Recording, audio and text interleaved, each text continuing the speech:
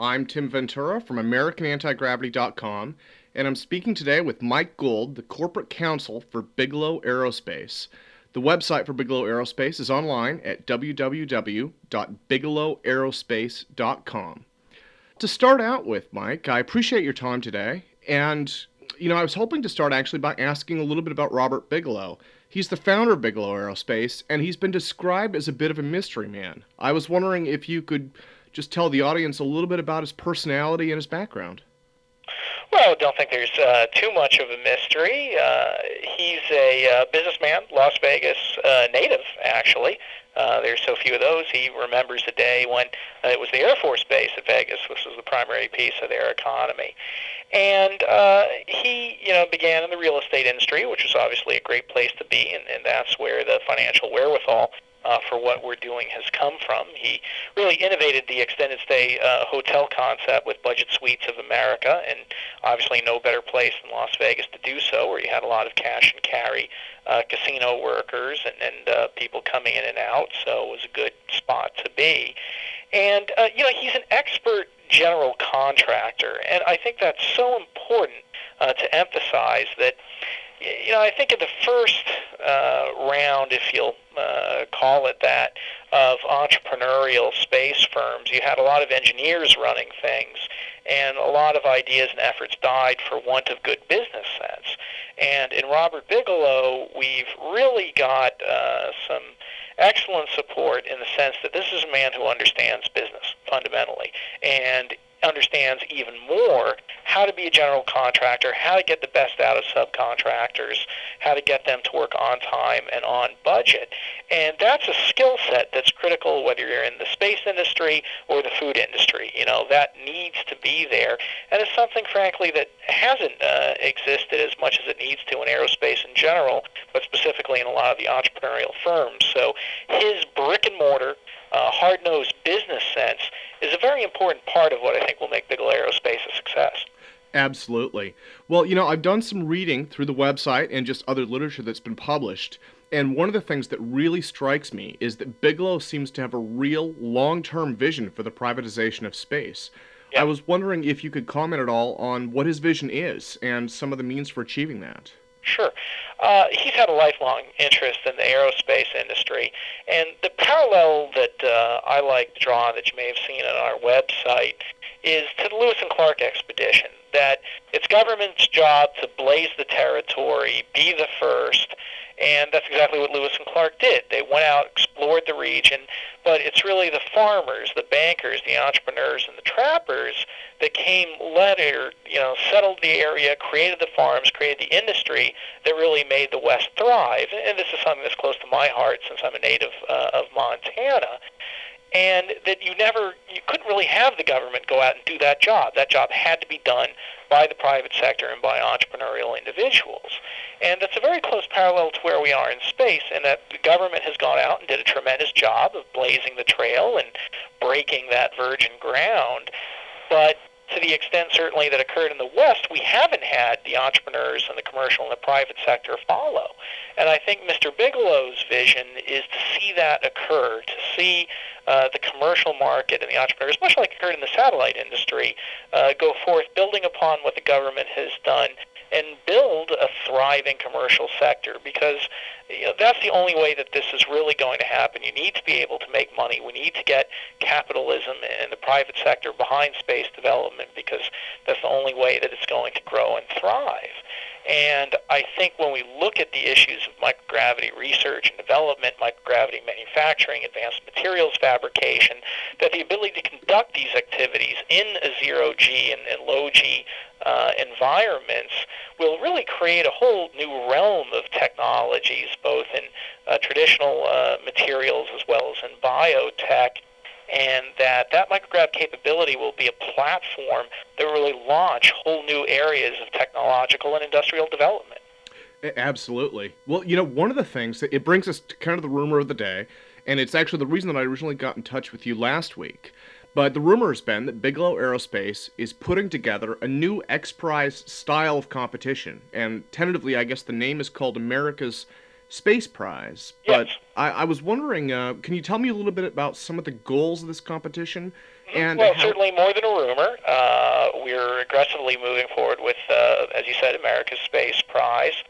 And the goal is to develop a reliable, affordable means of transporting crew to and from the Bigelow Aerospace and inflatable or expandable space habitat.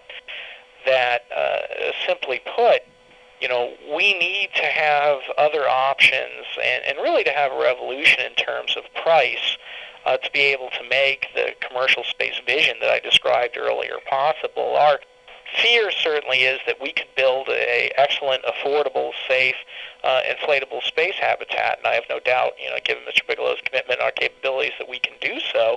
But if you can't move cargo and crew at an equally affordable and reliable pace, then the business plan starts to fall apart, and that's why it's so critical to have that capability, and that's something that we hope to engender, that the prize will act as a catalyst to developing those systems. Absolutely. Well, that touches a little bit on my next question, which is how this competition is going to be different from the original X Prize. You mentioned payload, so that's probably part of it. But are there any Sure. other fundamentals, do you think?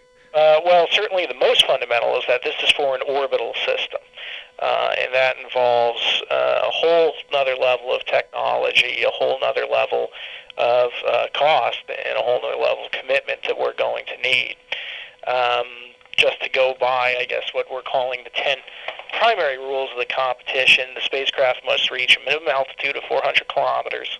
The spacecraft must reach a minimum velocity sufficient to complete 2 full orbits at altitude before returning safely to Earth. The spacecraft must carry no less than a crew of 5 people. The spacecraft must dock or demonstrate its ability to dock with the Bigelow Aerospace inflatable space habitat and be capable of remaining on station for at least 6 months. The spacecraft must perform 2 consecutive safe and successful orbital missions within a period of 60 calendar days, subject to government regulations. No more than 20% of the spacecraft may be composed of expendable hardware. The contestant must be domiciled in the USA. The contestant must have its principal place of business in the USA.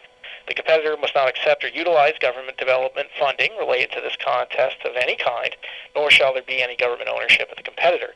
However, using government test and launch facilities shall be permitted, and the spacecraft must complete its 2 missions safely and successfully with all 5 crew members for the second qualifying flight before the competition's deadline of January 10th, 2010.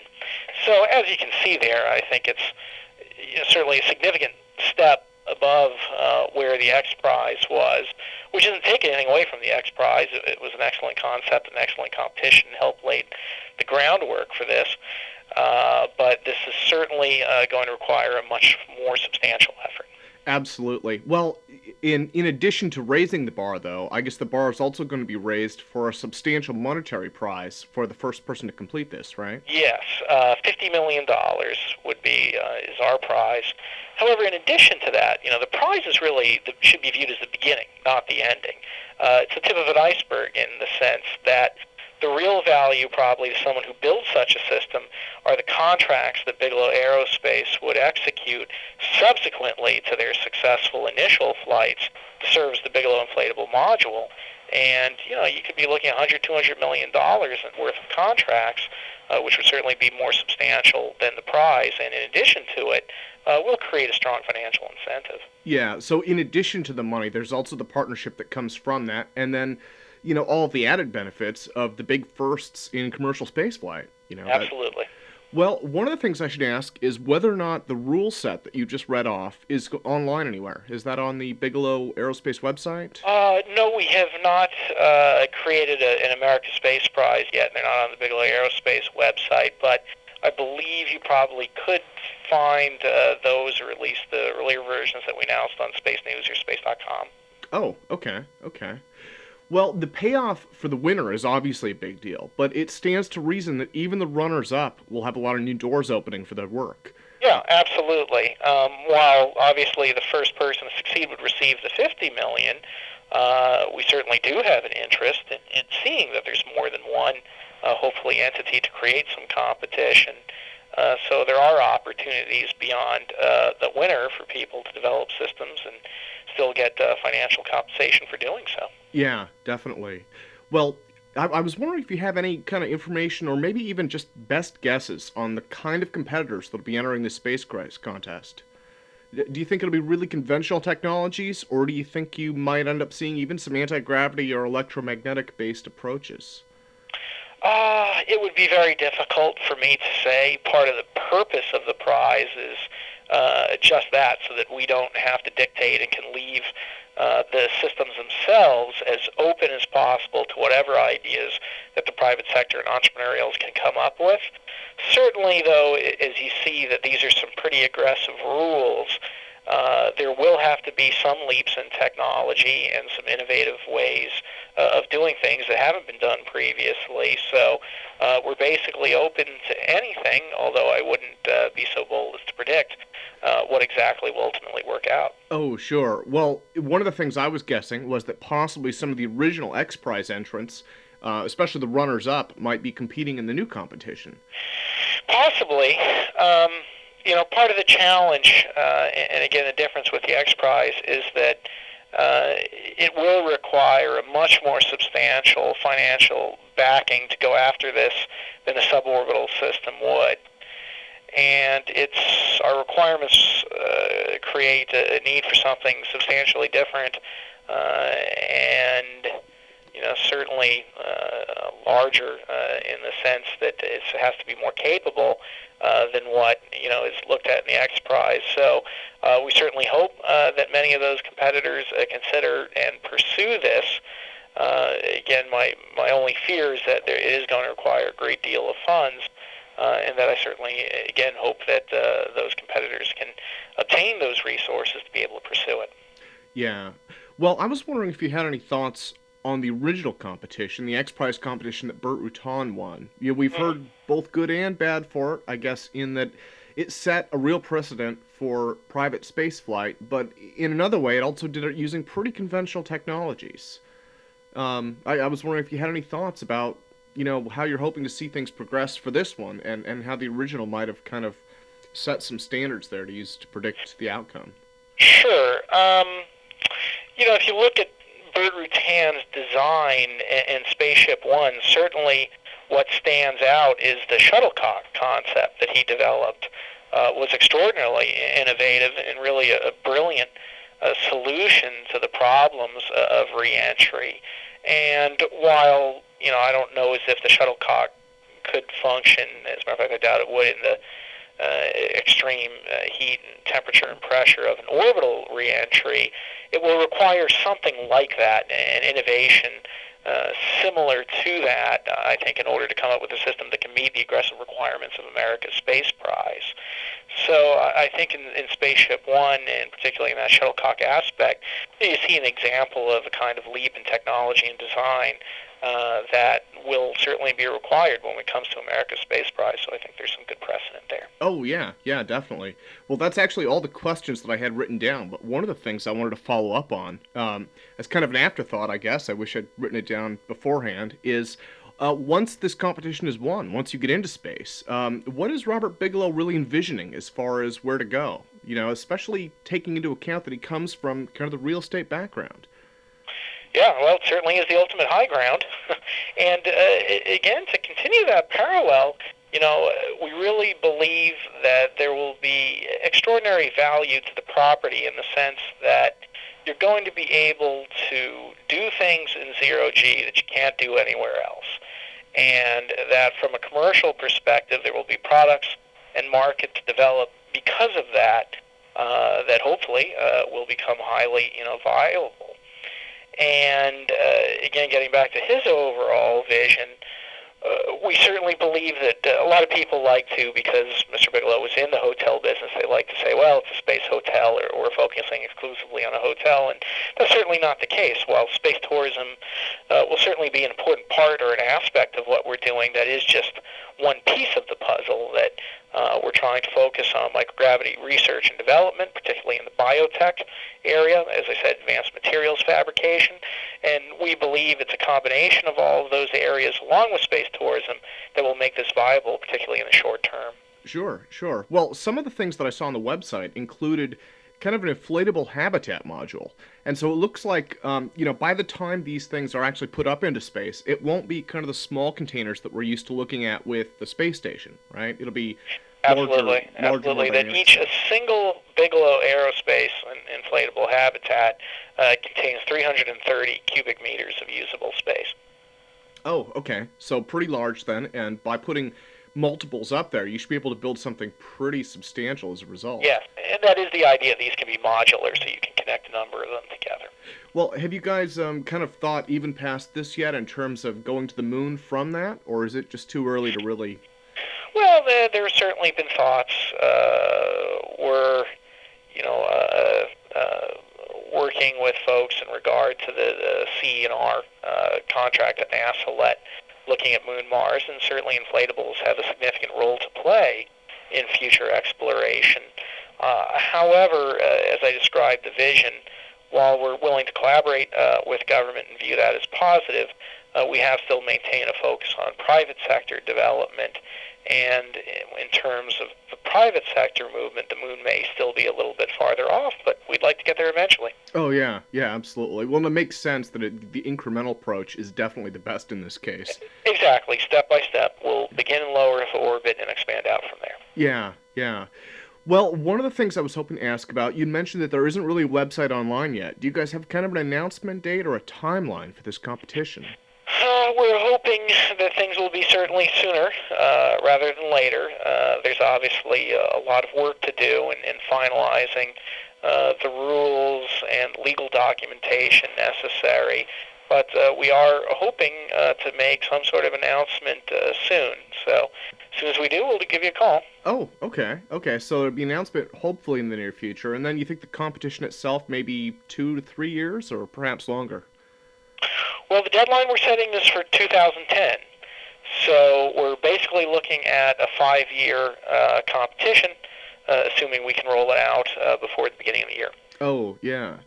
One of the follow-up questions to ask is that since Bigelow Aerospace is going to be sponsoring this competition, I guess it would make sense that they wouldn't be contributing to funding any of these new projects. But one of the other things I was hoping to ask about is because of Robert Bigelow's vision, has he thought about funding private space ventures in terms of propulsion technologies or some of the alternative stuff that's kind of floating around out there looking for funds at the moment?